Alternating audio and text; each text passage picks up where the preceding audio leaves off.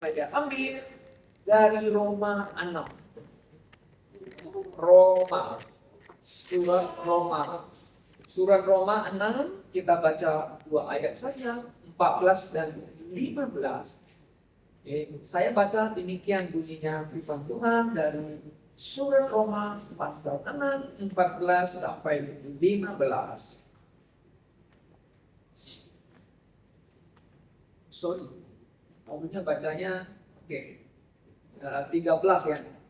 13, 14 saja ya. Oke, mari kita lihat. Dan janganlah kamu menyerahkan anggota-anggota tubuh kepada dosa untuk dipakai sebagai senjata kezaliman. Tapi serahkanlah dirimu kepada Allah sebagaimana orang-orang yang dahulu mati, tapi yang sekarang hidup. Dan serahkanlah anggota tubuhmu kepada Allah untuk menjadi senjata-senjata kebenaran. Sebab kamu tidak akan dikuasai lagi oleh dosa, karena kamu tidak berada di bawah hukum Taurat, tapi di bawah kasih karunia. Ayat 15. Jadi, bagaimana? Apakah kita akan berbuat dosa karena kita tidak berada di bawah hukum Taurat, tapi di bawah kasih karunia? Sekali-kali tidak. Demikian pembacaan firman Tuhan. Mari kita berdoa. Esra berdoa untuk firman Tuhan. Bapak yang surga, terima kasih hari ini kami sudah bisa bertemu kembali.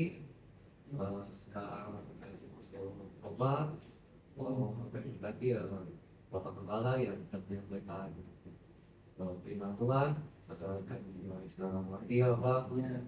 Terima kasih Bapak di dalam Kristus sebagai doa kami. Amin. Orang percaya atau kita tidak dibawa lagi di dalam hukum Taurat, melainkan di dalam kasih karunia. Atau dibaliknya, kita sekarang berada di dalam kasih karunia, bukan di dalam hukum Taurat.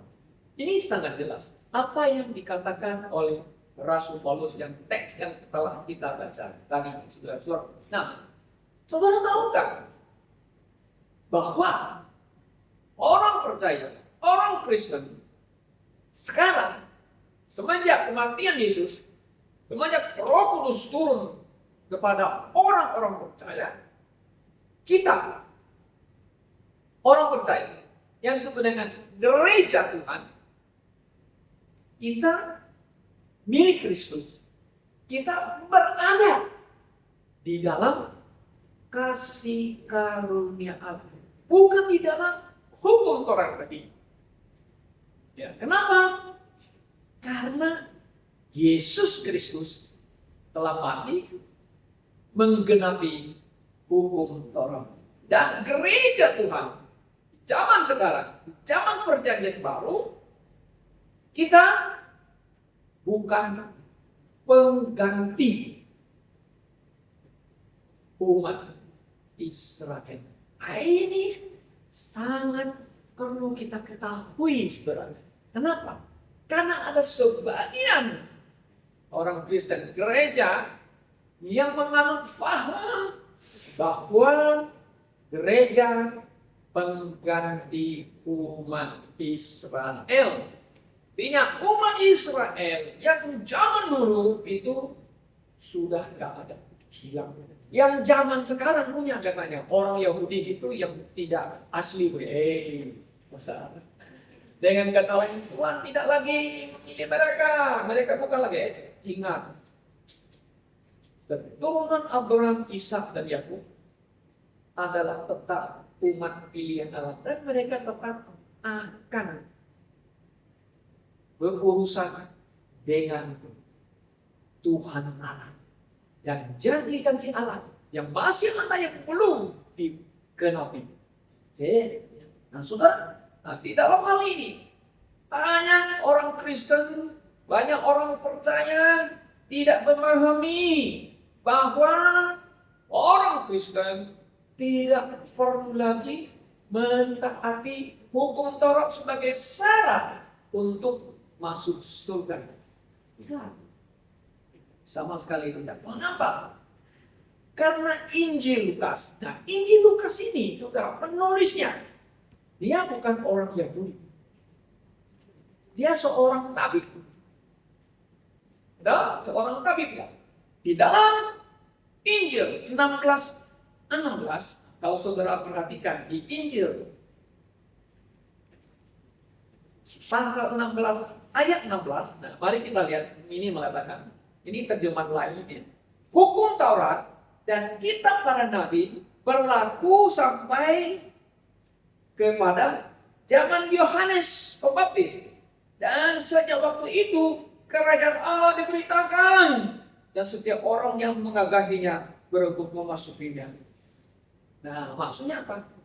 Maksudnya sampai di zamannya Yohanes itu. Yohanes kan diutus oleh Tuhan untuk mempersembahkan jalan bagi Kristus. Maka itu di dalam zamannya itu dia membaptis orang. Mana ada di PR zaman dulu itu orang dibaptis untuk mendapatkan pengampunan? Nggak ada. Tapi Yohanes membaptis orang di Sungai Yordan untuk apa? Tanda pengampunan dosa. Pengampunan dosa. Kenapa?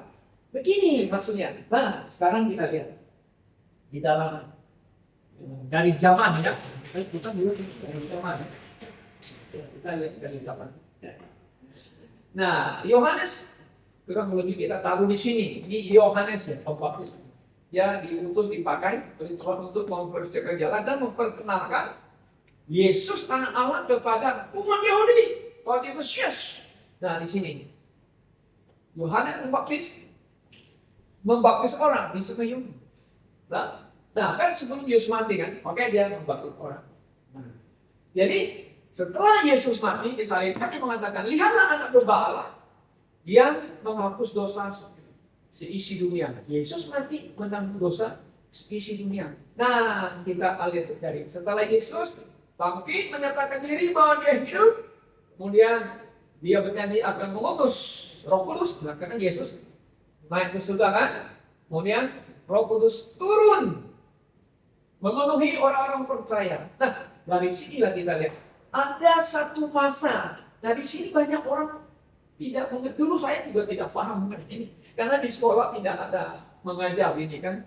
Mengajar namanya dispensasi, penyelenggaraan, atau dalam bahasa Indonesia juga pelayanan. Ini dalam bahasa Indonesia ini. Tapi kita selalu pakai ini aja bahasanya, kita ambil dari bahasa ini. Dispensasi. Jadi ada masa-masa tertentu ya yang beda ya. Oke? Nah, jadi Roh Kudus turun. Nah, ini adalah masa transisi. Kalau transisi enggak?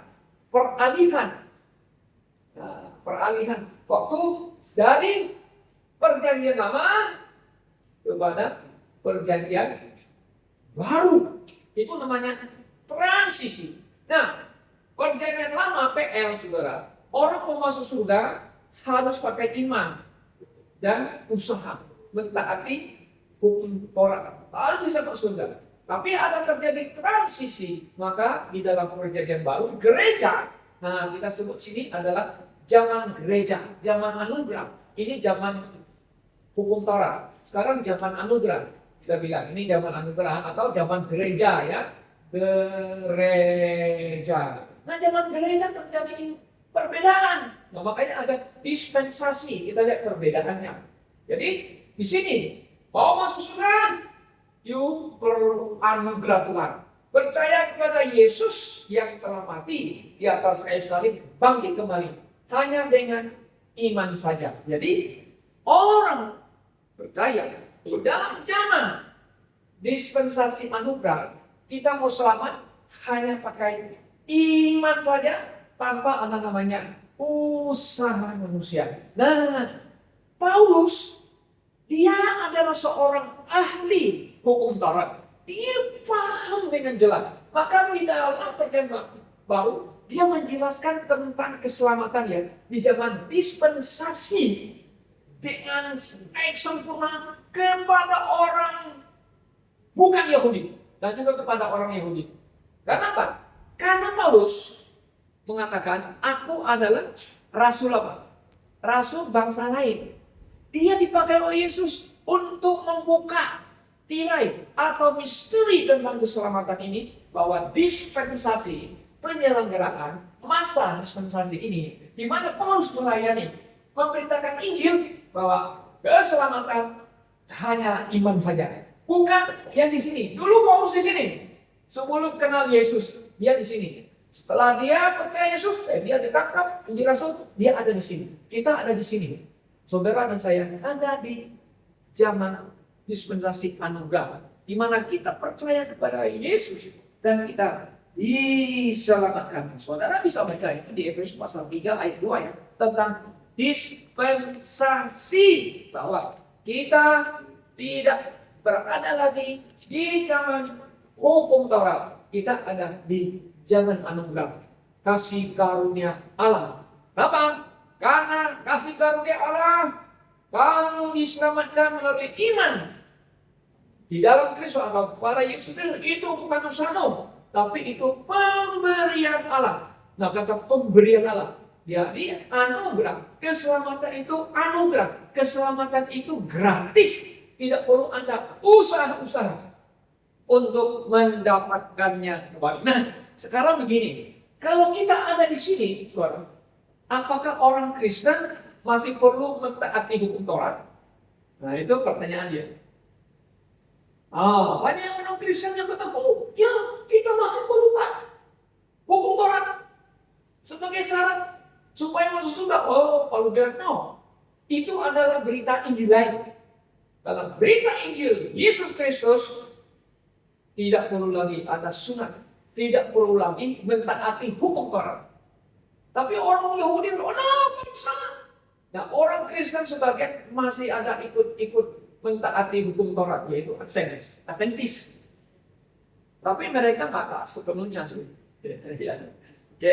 Nah, saudara, jadi sekarang begini, sebagai orang percaya yang ada dispensasi kasih anugerah di sini, sekarang kita mau lihat dulu, kenapa Tuhan memberikan hukum Taurat kepada umat Israel, ya kan? Kenapa hukum Taurat diberikan? Yang satu, menyatakan kehendak dan kekuatan Tuhan Allah di tengah-tengah umat Israel dan kepada orang-orang yang ada di sekitar umat Israel. Makanya saudara, kalau Tuhan Allah menyertai umatnya, waduh, mereka perang, mereka menang perang. Mereka taat, Tuhan berkati. Mereka tidak taat, Tuhan hajar mereka. Dan bangsa-bangsa lain pun tidak takut.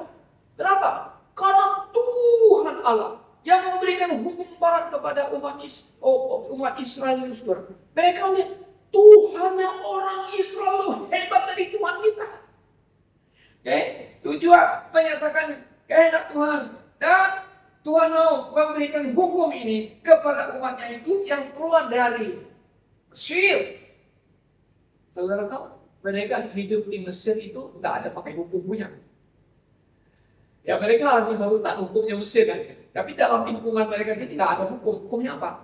Hanya ingat, oh saya orang Ibrani, saya keturunan Abraham, Ishak, oh saya harus disunat, saya keturunannya, maka saya harus sunat. Itu aja. Jadi mereka melakukannya tanpa dibawa hukum Taurat, karena belum ada hukum Taurat.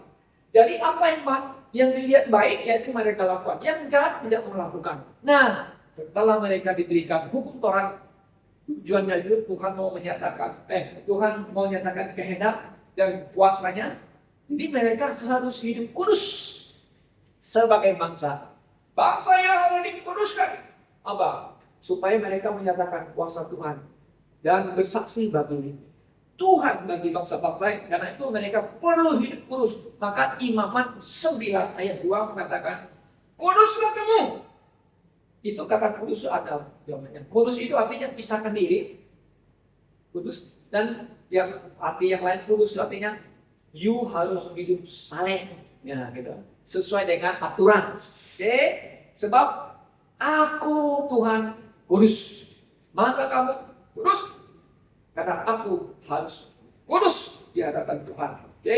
Jadi umat Israel di sini, saudara-saudara, ya, mereka adalah bangsa yang harus dibedakan dengan bangsa-bangsa lain yang tidak bertuhan kepada Yehova. Yehova artinya yang bertuhan kepada YH, WH ya. Nah, ini penting ini. YH kita, yang YH. Ada yang bacakan yang ini YH. Artinya kalau terjemah Indonesia itu harus huruf besar. Tuhan. Ya, Tuhan gitu loh. Nah, kenapa? Karena ini ada nyangkut ya dengan nama Tuhan sendiri, yaitu Yehovah. Kamu orang kudus, karena aku gini adalah kudus. Oke, itu yang baik. Yang kedua, hukum Taurat diberikan untuk menyatakan dosa manusia. Kok bisa? Iya. Kamu membaca hukum Taurat, semakin kita baca, semakin aku orang berdosa. Makanya kan dikasih 10 hukum Tuhan kan.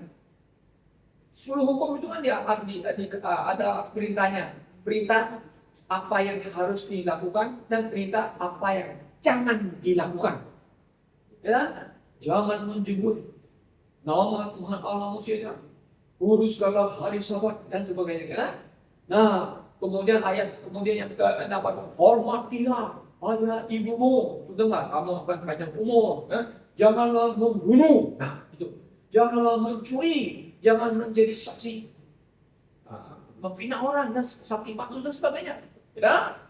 Nah, jadi menyatakan dosa kita. Semakin kita melihat Taurat, kita mengenal dosa. Maka itu Paulus mengatakan di Roma 3:20, karena itu dengan melakukan hukum Taurat, tidak seorang pun akan dibenarkan di dalam pandangannya. Karena oleh hukum Taurat, maka ada pengenalan akan dosa.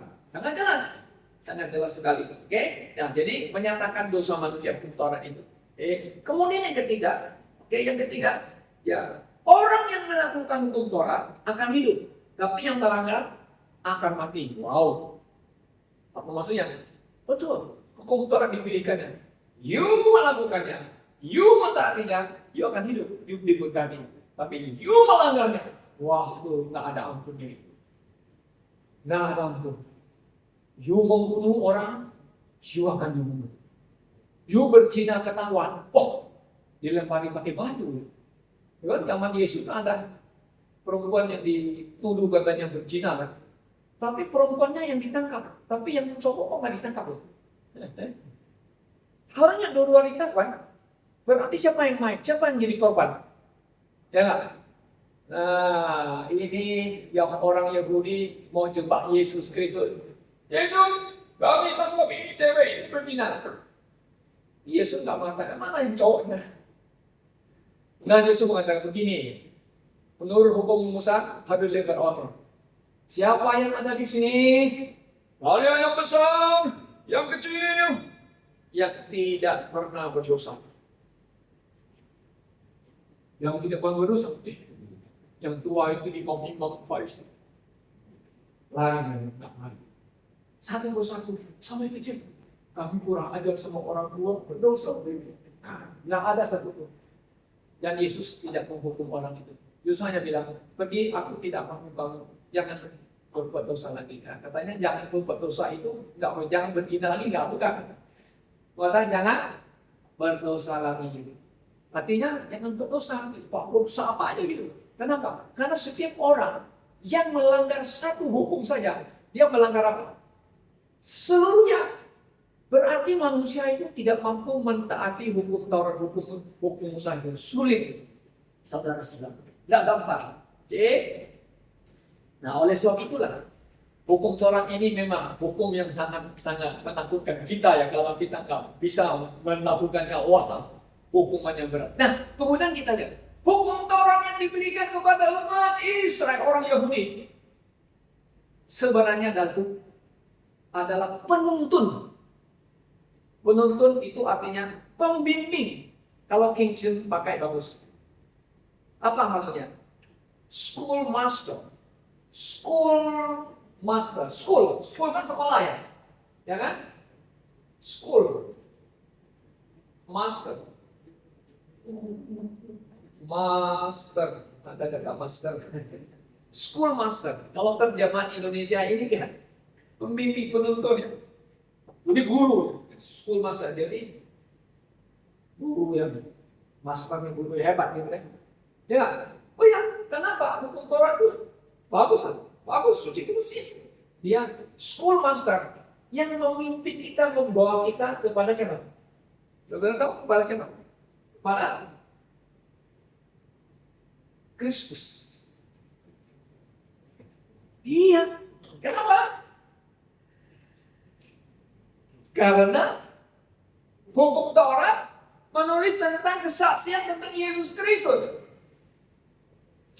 Menulis tentang Mesias, Yesus Kristus yang datang adalah anak Allah, Mesias itu selamat yang mati disalib. Schoolmaster menuntun kita luar biasa. Tapi sayang, orang Yahudi tidak mau dituntun oleh schoolmaster ini. Mereka hanya pakai tradisi manusia saja. Ya, maka Tuhan marah. Kamu ini hanya mengikuti tradisi manusia, ajaran manusia, tidak mengikuti perintah Musa. Jika kamu menyelidiki kitab sucinya Musa, bisa mendapat justru kalian itu tidak mau dipimpin schoolmaster ini kepada Kristus, Yesus.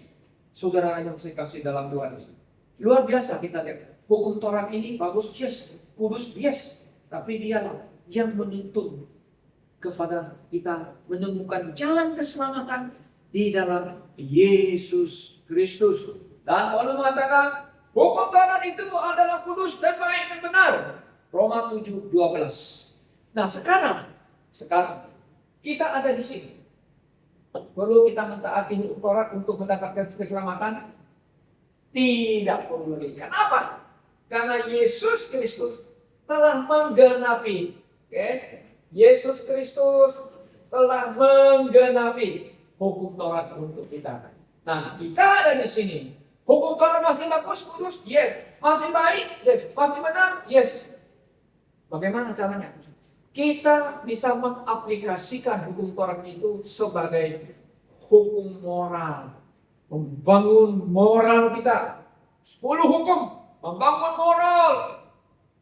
Kasihilah Tuhan Allahmu dengan segenap hatimu, dengan segenap jiwamu dan kekuatanmu. Apalagi, kasihilah sesama manusia seperti dirimu sendiri. Kedua hukum ini besar menyangkut semua hukum kitab para nabi. Luar biasa. Dibikin 2 hukum itu kan.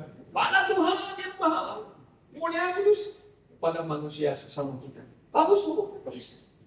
Hukum moral, hukum sipil bagi kita. Itu hukum Taurat, saudara-saudara. Nah, sekarang di Amerika, saudara, ya kan, sudah mulai kembali 10 Commandment. Nah, kita maka 10 hukum itu artinya 10 Commandment.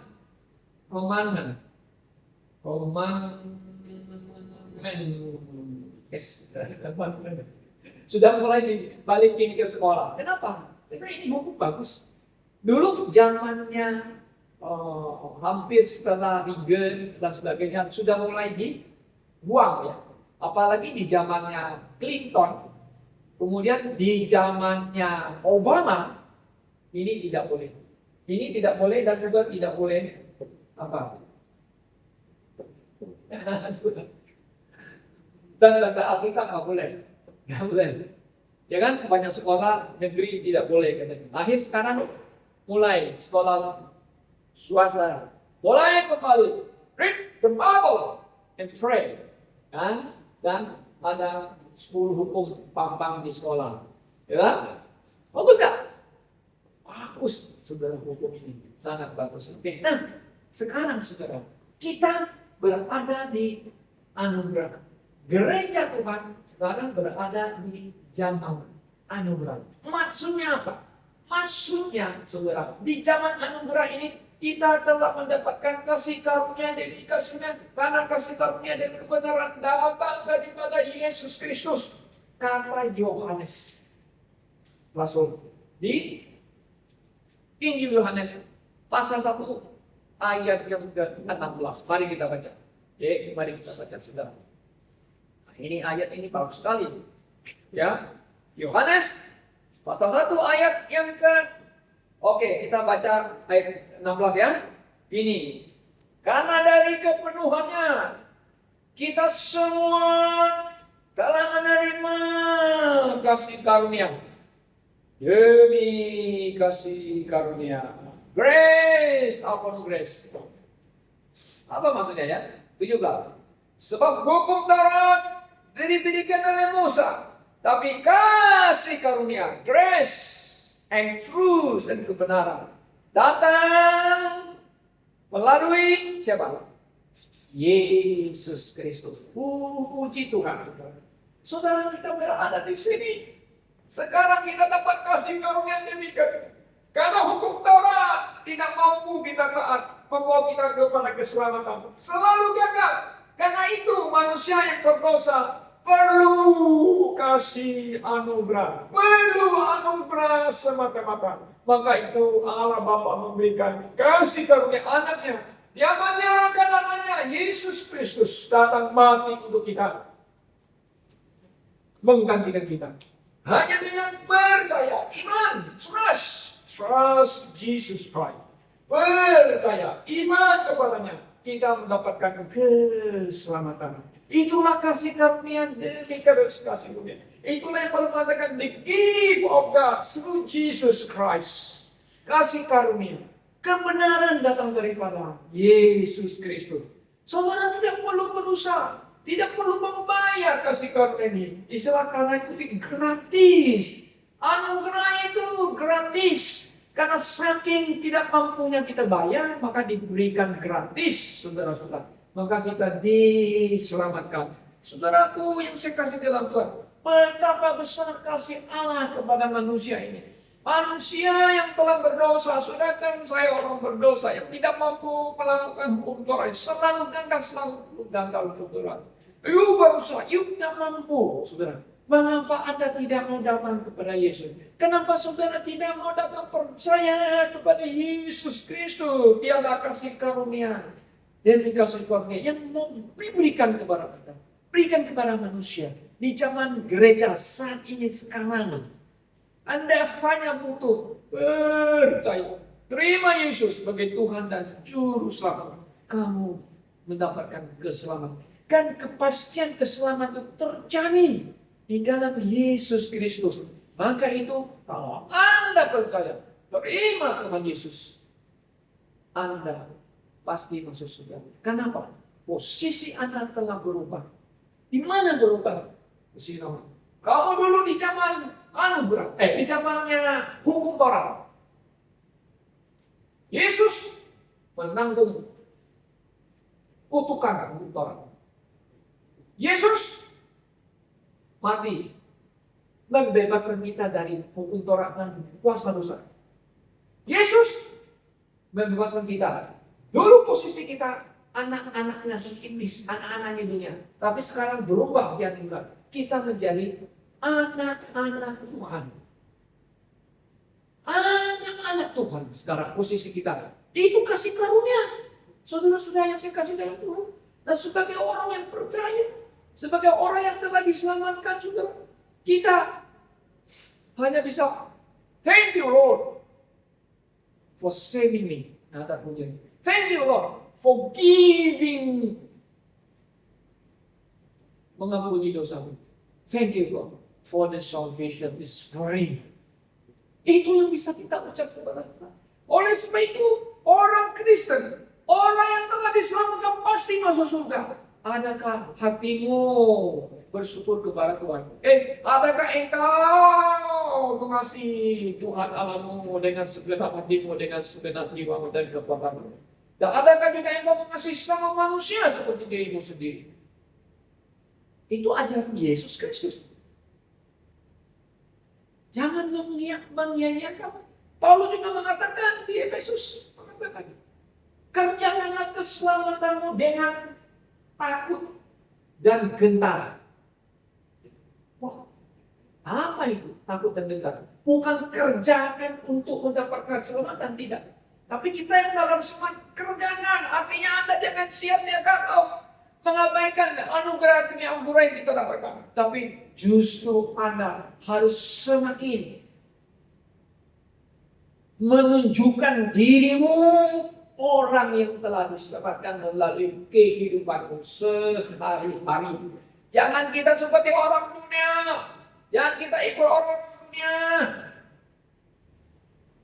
Saudaraku, mari kita menjadi orang yang hidup soleh. Nah, di sini kita hidup benar, menjadi godly people. Jadi orang-orang yang bertuhan, berkarakter kepada seperti Kristus.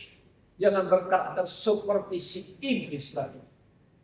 Kita posisinya adalah anak-anak Allah. Puji Tuhan, saudara-saudara. Oleh sebab itulah, sebagai orang yang telah mengerti, memahami bahwa keselamatan itu karena kasih anugerah, demi kasih kita ada di dalam anugerah, bukan di dalam hukum Taurat.